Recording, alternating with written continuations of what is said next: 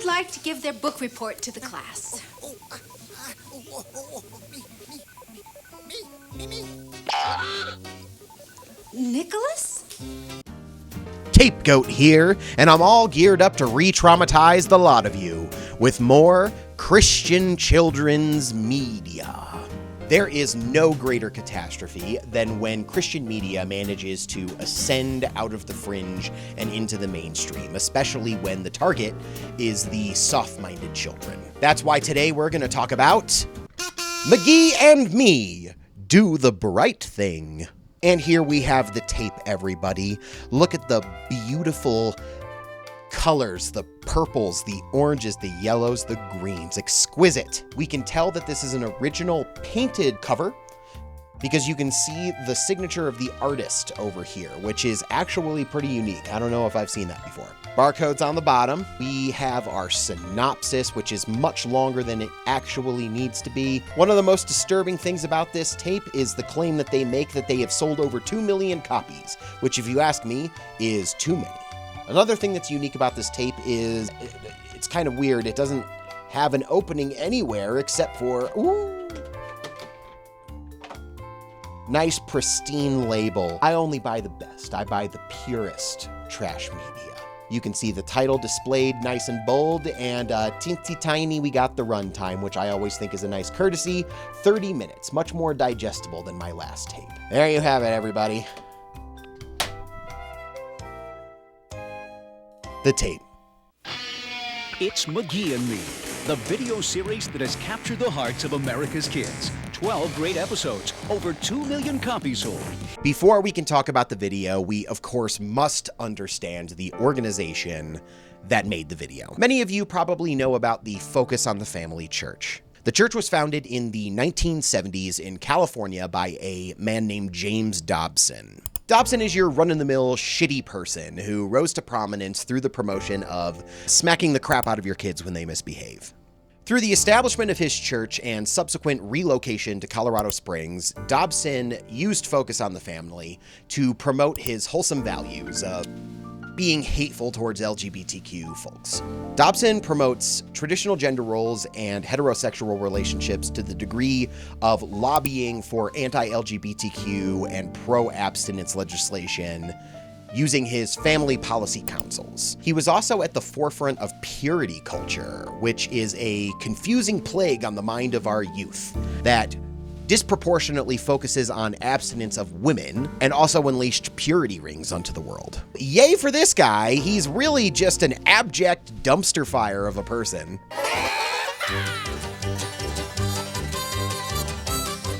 The tape begins with a Pee Wee Herman-esque Rube Goldberg machine that just turns out to be a highly impractical pencil sharpener for our protagonist, Nick, which he then uses to conjure up McGee. We are then introduced to McGee, who evidently lives in our main character's head like some kind of an evangelist brain parasite. So he gets into his smart people clothes so that he can teach us about the psyche of an 11-year-old boy in the most patronizing way possible. Today, with a little help from my little buddy Nicholas, we will journey into the amazing and somewhat confusing mind of an average 11-year-old boy to see how little and not so little decisions are made. He refers to a owner's manual, which of course is just a Bible. And remember, always keep the owner's manual handy. Now teach me good judgment as well as knowledge, for your laws are my guide. We are then introduced to Nick and his friend Lewis, and Lewis is razzing Nick for wanting to become an artist, and rightfully so. There ain't no Tootsie Roll center to that Tootsie Roll Pop. There ain't no cheese curd in the gravy of that poutine. There ain't no fish sauce in that seafood fried rice, I'm telling you that much. All right, I'm done. You're gonna use the $150 you've saved up for the last year and a half to buy a drawing table? If you ask me, a new bike would be a better idea.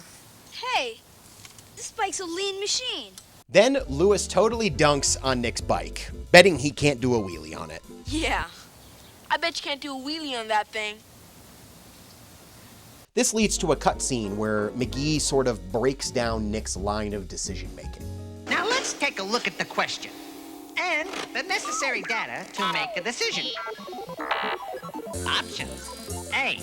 Can I do it? Forget it. B. Will I break my neck?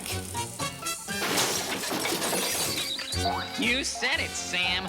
Apparently, McGee has very little confidence in Nick's ability to pop a sick wheelie. Nick attempts a wheelie while barely moving at all, lethargically rolling towards a cushy pile of leaves.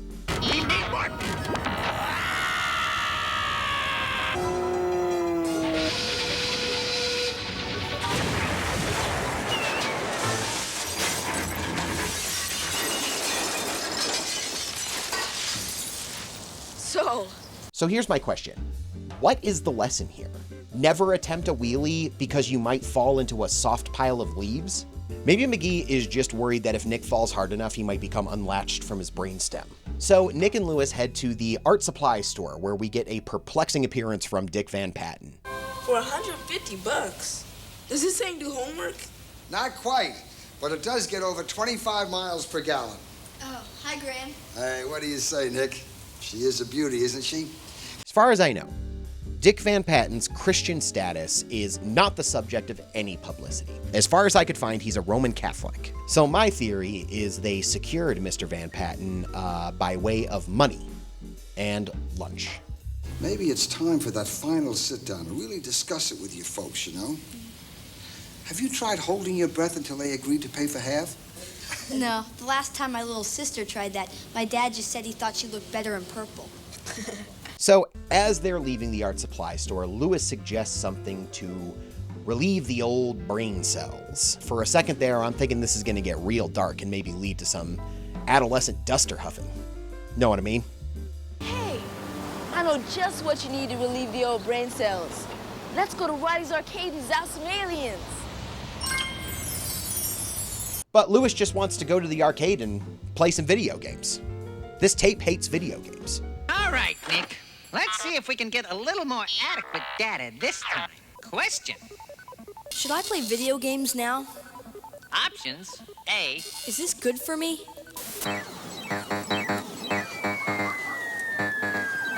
This is where they suddenly introduce a new element to Nick's decision-making, which is, what does the wise man say? The wise man in question is really just a man with a big fluffy beard, but it is revealed in one moment that it's his dad in disguise. C. What does the wise man say? And the scripture says, honor and obey your father and mother. Did you mow the lawn yet? So, abiding by the scriptures, Nick tells Lewis to go waste his degenerate life by himself. No way. An hour in there and I won't have enough money to buy a pencil, much less an art table. Besides, I'm supposed to be home by noon. That night, Nick is still going on about his sketch table, and he also wants to watch a show called Science Fiction Matinee, which sounds kinda dope. When can I talk to you and Dad about the art table? There's only one left and I gotta make my decision by Monday. Well, your father will be home soon. We can talk about it after dinner. Oh, and speaking of Monday, don't you have a book report due? I'm almost done. I'll finish it right after Sci-Fi Matinee. Oh, no. His mom tells him that he needs to get his book report done first. For a second, Nick just considers skimming through the book so that he can get to his awesome TV show, which I think is relatable. This'll take hours. Unless I just read the last couple of pages. But he didn't stand a chance against the Bible mates. I think it's time we take another visit to the master control. I wanted to read the whole book anyway. Finally, he gets his sit down. It's really neat. I mean, it's got an art file drawer attached where I can keep all my McGee drawings and stuff in order.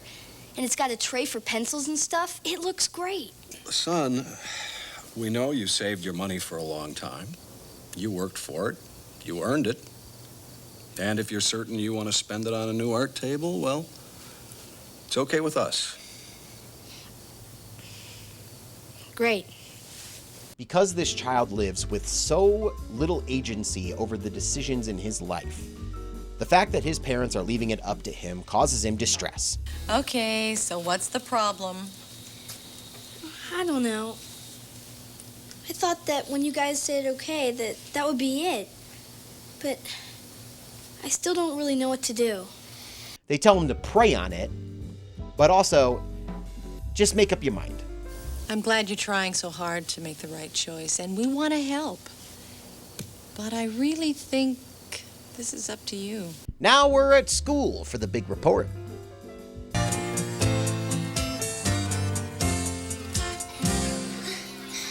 Anyway. Oh, hey, look.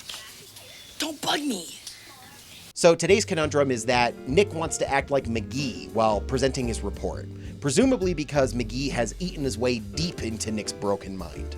Honestly, kind of makes the book report more fun. Should have went through with it. Instead... Conclusion? Don't be someone else. Be yourself. Boy, McGee, I don't know how you get away with it.